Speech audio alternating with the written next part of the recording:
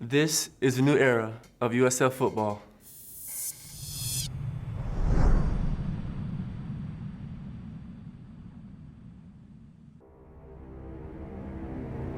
Through the course of a season, a football team will have to battle all sorts of adversity. Even in usually sunny Florida, a little rain must fall. And it greeted Coach Willie Taggart and his Bulls as they arrived at Raymond James Stadium for their first American Athletic Conference game of the season against UConn.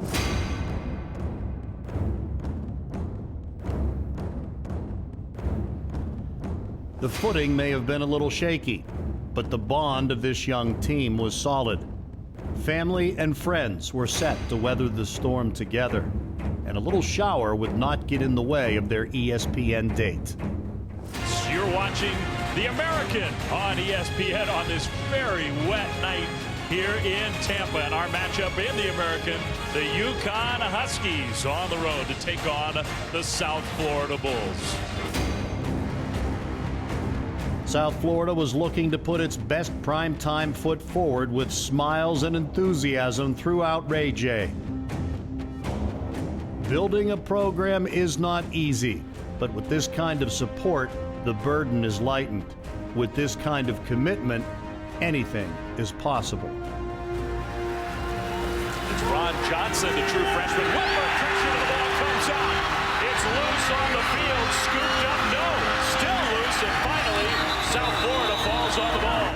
Whitmer to throw, blindside pressure coming. He's hit. The ball is knocked out. It's loose on the ground. Bulls try to scoop it up, and they fall on it inside the UConn 20. The Bulls get the first turnover of the night. No surprise there. Forcing turnovers is a Bulls trademark. Now the offense was ready to prove something. The unit that could be most affected by the elements. But they took the game by the horns immediately, and it would be a big reason they would end the night with a win. Second and goal, still Mack behind White, and he gets the handoff left side, picking his way forward, he's in. Touchdown, South Florida. Grabbing an early lead is always beneficial, but especially on a night where the field conditions would get worse rather than better. The Bulls had a short distance to work with on their first possession. On the second, they would have to drive 80 yards, and it was their will, not nature, that dictated. We haven't had a pass attempt yet in this game on either side, and we're halfway through the first quarter. And we're going to get number one, White, trying to throw on the move. A nice delivery there, caught for a first down. The guys in green and gold were outplaying the UConn defense, ignoring the mental and physical effect of the weather, and proving the confidence the coaching staff had in them and their game plan could overcome even an improbable fourth down obstacle. Yeah, and I think they may be going for it here. It's wet conditions, especially in the middle of the field here. 4th and 10. But they have the offense on the field. This isn't a gimme. They need a full 10 yards. They snap in time and White to throw. Steps up in the pocket. Throws a long downfield. He's got a man. It's caught. And diving for the end zone. Touchdown, Rodney Adams. Touchdown, USF. Rodney Adams. 30 yards from Mike White. And the Bulls are up 2 scores. An impressive first 2 possessions. They proceeded and set up a great night of special teams play and defense, trying to move the ball on a wet field against a Chuck Bresnahan defense is not a fun way to spend a Friday night. They do get the play off, a handoff and nowhere to go. My goodness. DiLorenzo just swarmed Eric Lee, the defensive end, led the charge. Second time in a row they've started to drive inside the 10. Chandler Whitmer to the tailback DiLorenzo, and that South Florida defense now it's just kind of licking their chops. Their confidence is growing every time they take the field. They're getting so many stops. They've already forced the turnover. South Florida's dominating the line of scrimmage.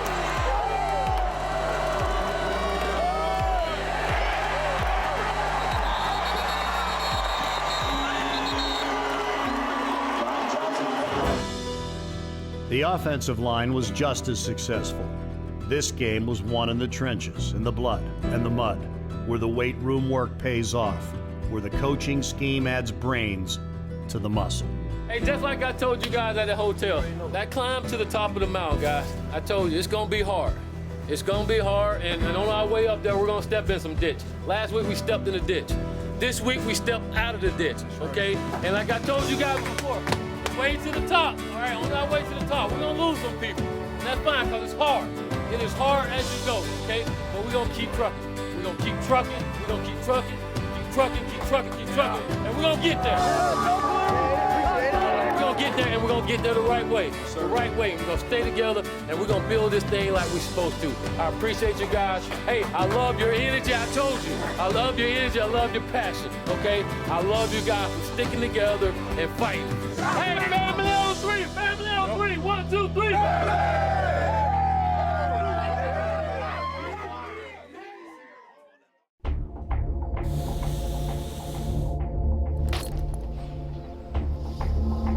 Here we are, the greatest football state in the country, in its greatest city, where speed grows with the oranges, and boys are turned into men. Draft picks, champions, leaders. The future is forged in green and gold.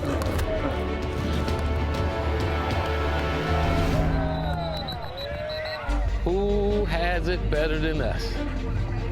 Nobody. Our leader, homegrown.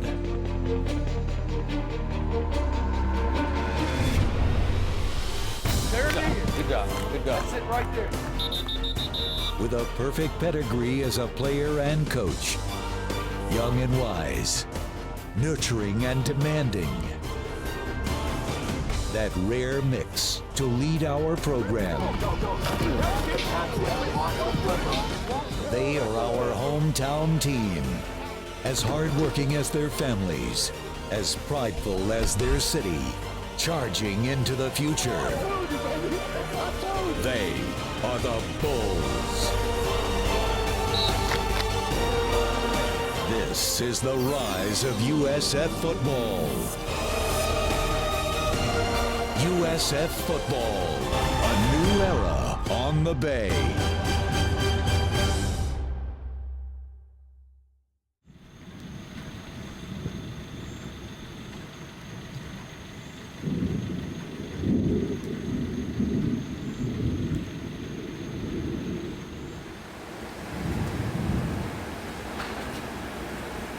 Morning, guys. Morning, Coach.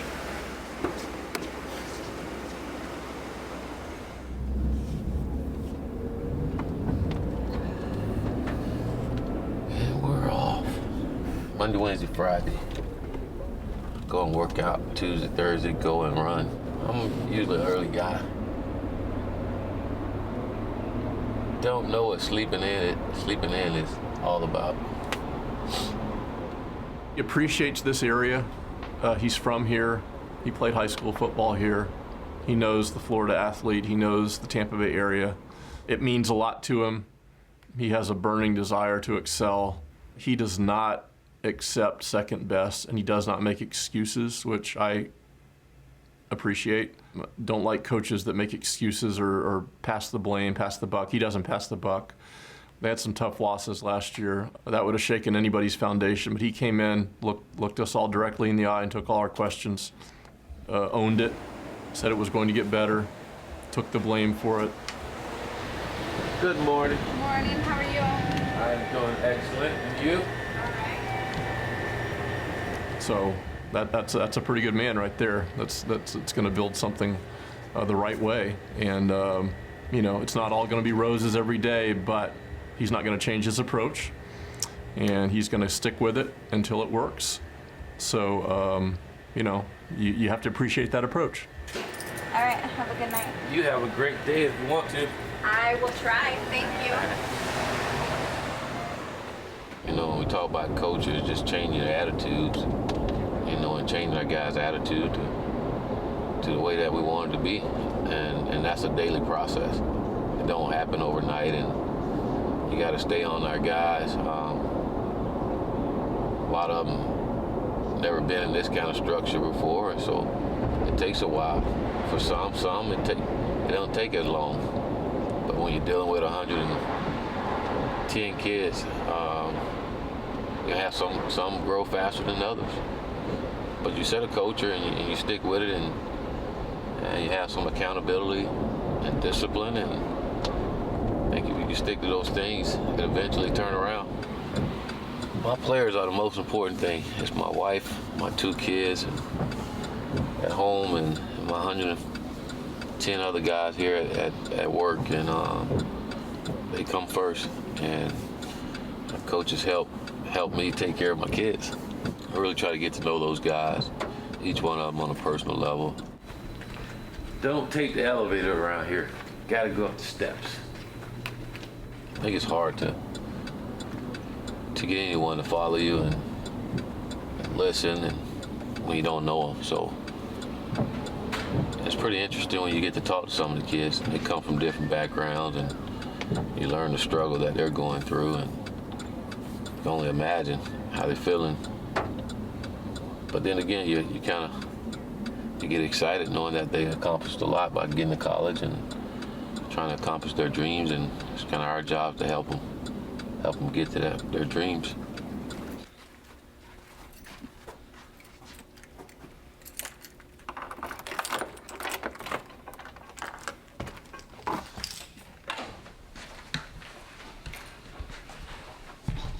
Okay.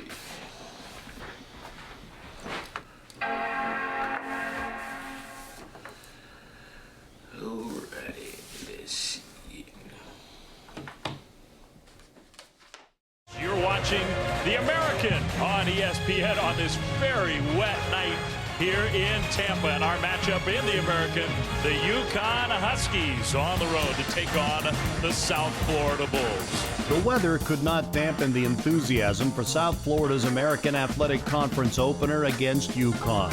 The Bulls' defense would set the tone early on their way to their most impressive game yet this season. They started the game second in the country in turnovers caused.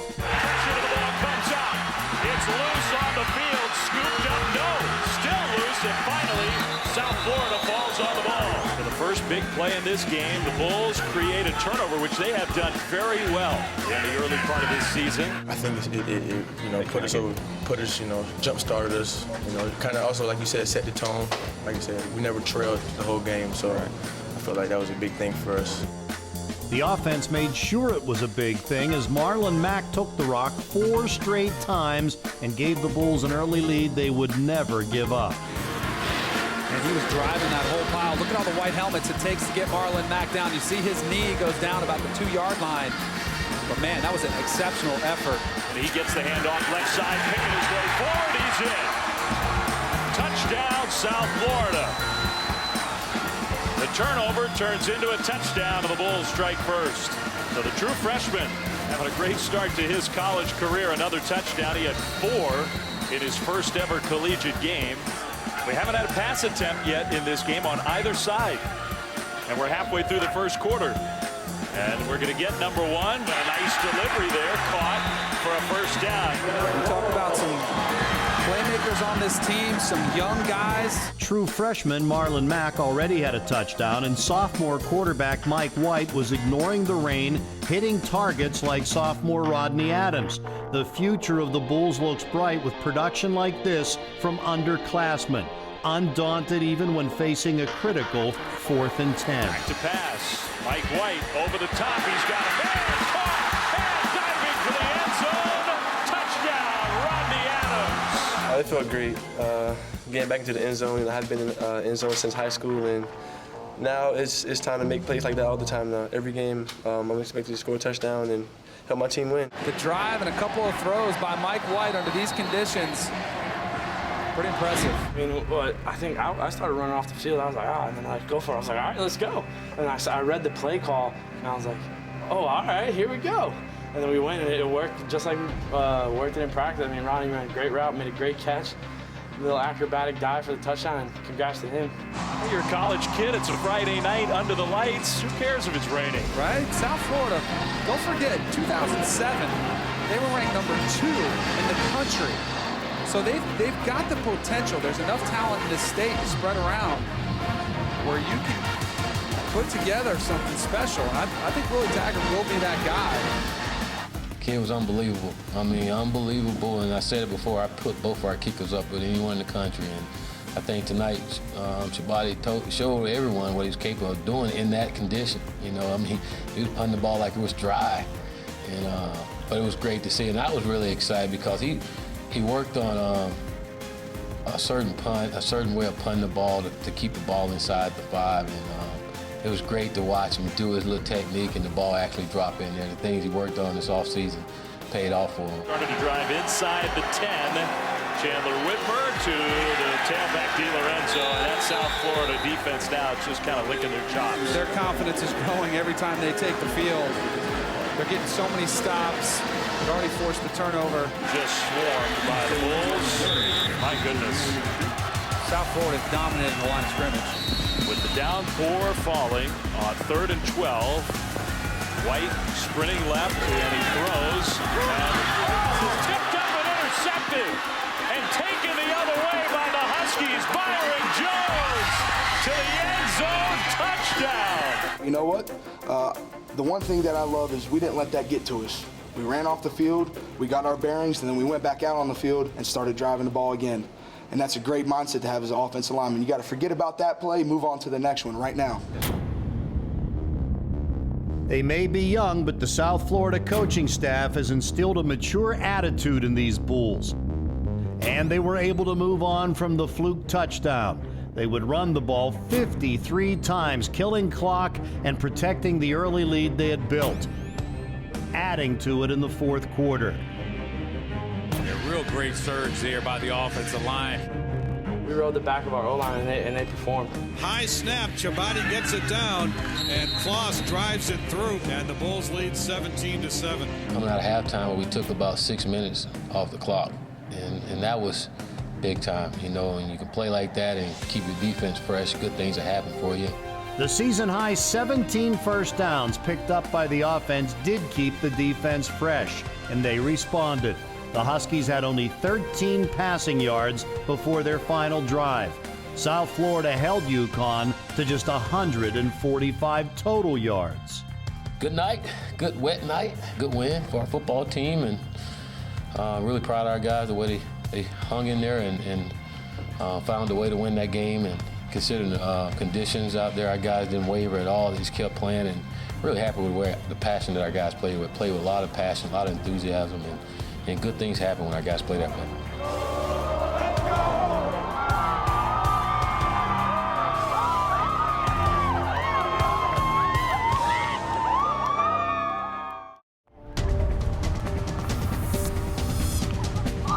Experience the new era of USF football and join us for one of these upcoming home games.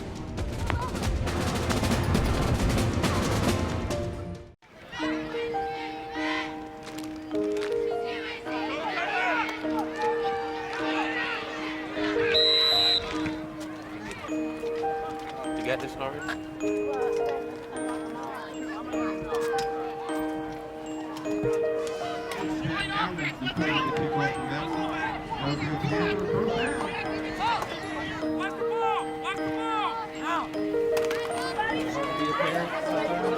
Sometimes, hard to be a coach. You're coaching, watching your guy play football.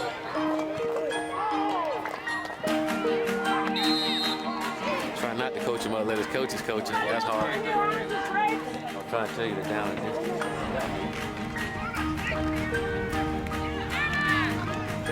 Is it hard to watch football games with your husband? He can't sit still. We watch it differently.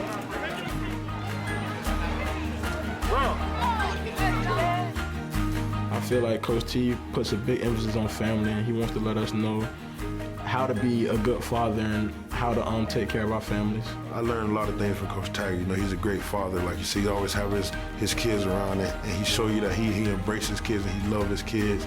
And you can tell by the mindsets of his kids that he's a real passionate father as well. You know, his kids don't like losing at nothing, just like him. We be in the locker room, I be playing a game with Lil Willie, And he's a competitive guy, so it lets me know that what he's preaching to us, he's also preaching to his kids, and that's just real genuine.